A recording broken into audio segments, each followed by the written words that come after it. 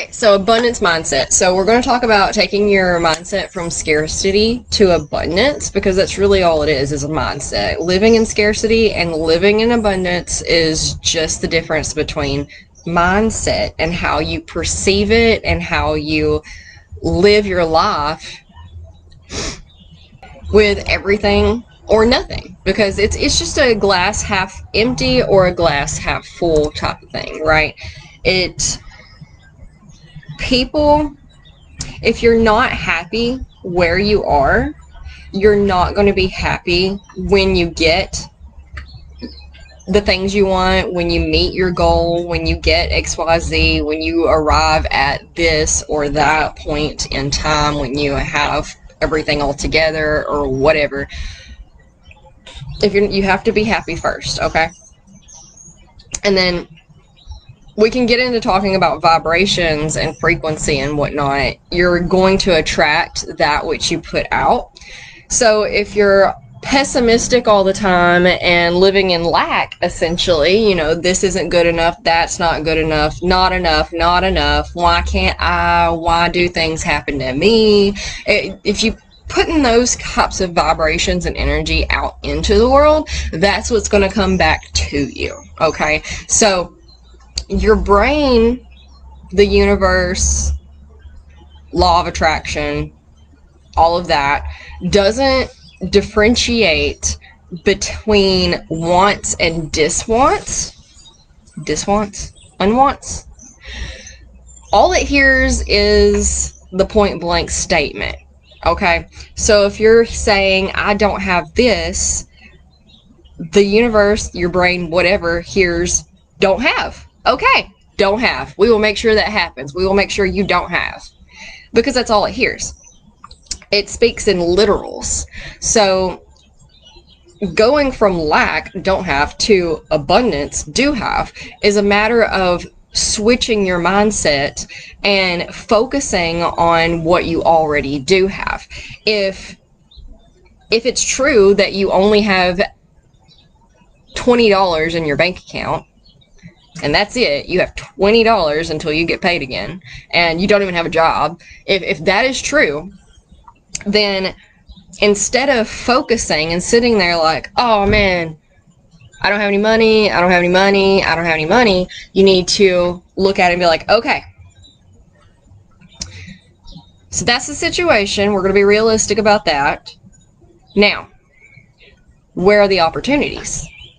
Let me find some opportunities. Here are some opportunities. Do you have any opportunities? What can I Google to find some opportunities?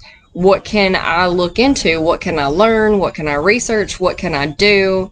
Who can I talk to find opportunities? So you're not focusing and honing in and giving all of your energy to the don't have.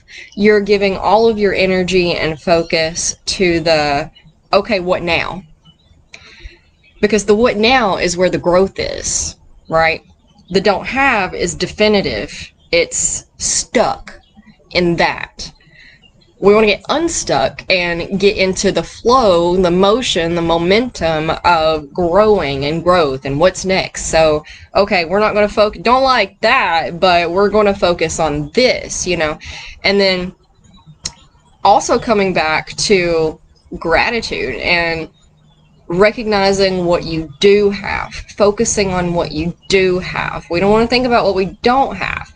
A good law of attraction piece of advice, trick or tip or whatever that you can take is think about the things you don't want. Kind of just set them to the side. Don't worry about them. Don't think about them. Note in your brain, you're like, okay, don't like that. Would rather it be this. And then take all emotion, all thought, all everything surrounding that don't like, and just set it to the side, and then focus your mind over here on something that you do like, something that you are grateful for, something that you are abundant in.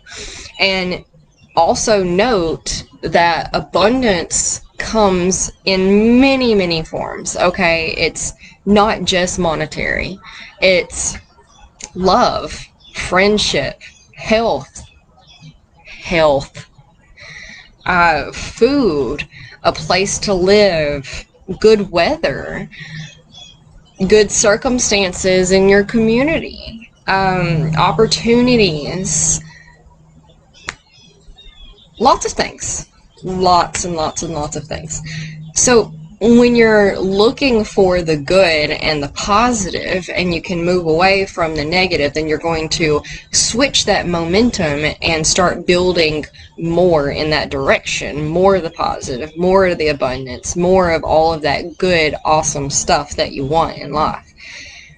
And the other things are going to fall to the wayside. You know, if you've dug yourself into a pessimistic hole so deep, you know, it took you 25 years to get this deep, you can't expect to jump out of it tomorrow. You have to start climbing. You have to start etching footholds and handholds in your hole so that you can climb out. And that's going to take time because it took you a long time to dig that hole, right? So you just keep flipping and keep flipping. I was listening to this podcast the other day. It wasn't a very good podcast, or I would recommend you and tell you what it was, but we're just going to say I was listening to this podcast the other day on meditation, and not that the information was bad, it was just very dull and scripted and flat, and yeah, but anyway, and they were talking about the science behind meditation creating neural connections in your brain. And I think I covered this last week in the meditation episode. The blog post is out now. But essentially, noticing, okay, every time you do something, think something, say something, react to something, you're either creating or strengthening a neural connection in your brain. When you decide you want to flip your mindset from one of scarcity or pessimism to one of abundance and optimism, when you decide you want to start it, that creates a neural connection. And then every time you notice yourself doing, saying, thinking, reacting in a pessimistic way, and then you notice, the act of noticing creates a neural connection. Every time you notice, it strengthens that neural connection between noticing that you're being pessimistic or in a mindset of lack and wanting to switch it into something more positive and abundant. So from there, once you notice it, because noticing is the first step, okay? Well, wanting to do it is the first step. Noticing it is the second. The third is flipping it, right? So now I've noticed that I am being pessimistic and lacky. So now I want to switch it to positive and abundant. So how do I do that? Well, I like to do positive thought trains. Just take a step back in your mind, in your day, in your present being moment, and look around. What do you notice? Well, the weather's really nice today. I have all of these animals, my dogs and my cats are hanging out with me. That's great. I love them. I really did a good job decorating this patio. I really enjoy my patio. This is a nice patio. Look at that rug. I put that rug in a good spot. Oh, air. I really enjoy breathing. That is a good thing. Breathing feels good. I like breathing. Nothing in my body hurts today. That is wonderful. That is wonderful. That's great. My breakfast was nice. I like coffee. Coffee's good. Coffee helps a lot. So, just focusing on, just random crap. Okay? Random crap. That is awesome. That is a nice plant. Thank you for the oxygen you're giving me, plant. That is very generous of you. Those are some pretty flowers over there, too. That's it. That's all you have to do.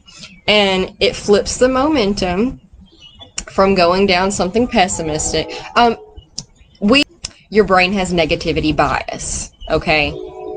That's why you react so heavily and find that to the negative news, or find negative news more intriguing. It draws you in more than positive news, because historically, negative stuff is what kept us safe, right? It's what kept us alive.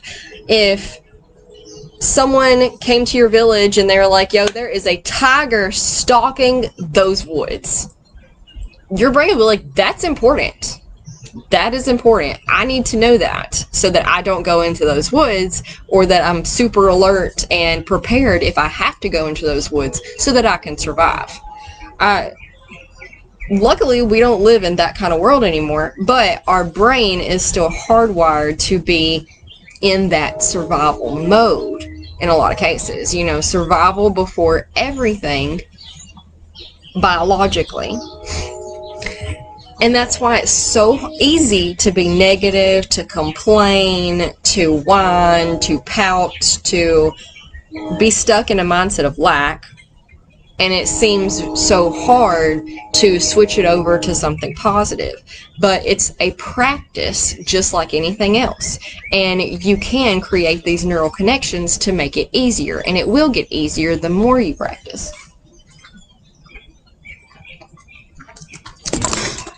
Another tip for switching your mind from lack to abundance is when you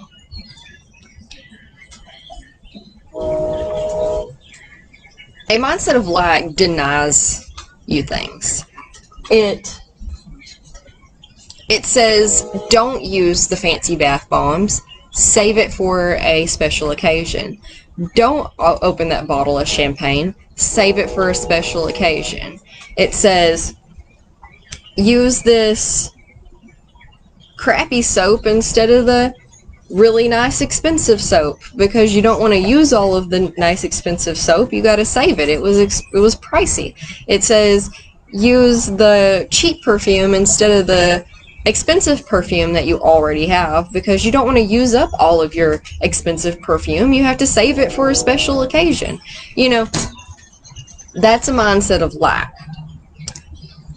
We need to stop denying ourselves things. Stop waiting until every day is a gift. We're not promised anything except for this moment, okay? Something can happen in 2 minutes and then it's over. Hit replay, start over, whatever happens. And then what? You know, that bottle of perfume, that bath bomb, that soap the special occasion never came. I am just as guilty of this. I used to be very bad about this. I grew up in a lot of lack and a lot of, you know, save it for a special occasion and don't use all of it. And those things are expensive. You don't want to have to buy another one. And so I was really, really, really bad about that, to the point to where I would save things for a special occasion, save them and save them and save them and save them. The special occasion would never come, and then I'd go clean out my cabinet or my drawer or my closet or whatever, and then, you know, it's expired and you never got to use it. It crumbles and it falls apart, you know. So every day is a special occasion. You deserve the fancy bath bomb, the nice perfume, especially if you already have it in your closet, if you already have it in your pantry. Like, you're saving it for a special occasion, but no occasion's ever special enough. Treat yourself. You know, if you had a long day, if you had a busy day, if you had a productive day, if you had a bad day, you know, whatever, treat yourself to the fancy bath bomb, okay? That's the difference between a mindset of lack and a mindset of abundance. There will always be another bath bomb, okay? Do you buy it tomorrow? Do you buy it next week? Does someone gift it to you later? I mean, bath bombs are aplenty, and once you realize that, then you can allow yourself to indulge in especially the things that you already have that you're saving for a special occasion. I don't recommend that at all. But the more that you allow yourself to indulge in these things, the more abundant your mindset will naturally become. There's always more where that came from. You know, get your affirmations out, talk to yourself about it. One of the things that I come from a family of hoarders. Not like on the TV show. It was never that bad at all. But my grandfather grew up in the Great Depression, so he didn't trust banks, and he didn't trust things to stay how they are. Okay, so he saves everything. He saves everything. I'm talking from, he takes the money he gets and he turns it into stuff that he could sell if he needed to get more money to feed his kids and family. He saves every screw and bolt and nut and screwdriver and tool and everything. My grandparents were buying my son 4-year-old clothes when he was a year old because they found it they found a good deal on it. So they went ahead and bought it, even though he won't be able to wear it for 3 to 4 years. And they're like, oh, just save it. Well, that's a mindset of lack. Okay, that's assuming that the future will hold hard times. You want to assume that the future will hold good times, and that momentum will grow. Like attracts like. If you assume lack, then more lack is what you're going to get. That momentum is going to grow in the direction of lack.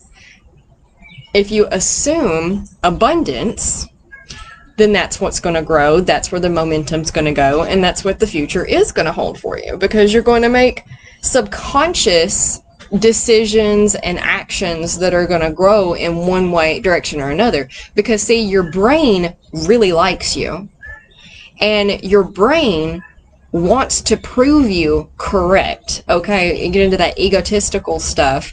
Your brain doesn't differentiate between, oh, they said this, but what they really want is this. They don't do that. They're not the, oh, I know what's best for you type of mechanism. It's the enabling type of mechanism. Like, oh, you said that there's never enough of this. Okay, well, I'm going to make sure that there's never enough of this so that you can be right, because I want you to feel right. So you have to manage your own thoughts, emotions, words, all of that, because your subconscious is going to click with whatever you've been practicing. If you've been practicing lack and pessimism, then that's exactly what it's going to subconsciously drive you towards, because of the neural connections we were talking about. If you practice and drive your mind towards abundance and positivity, then that's what your subconscious is going to automatically lead you towards.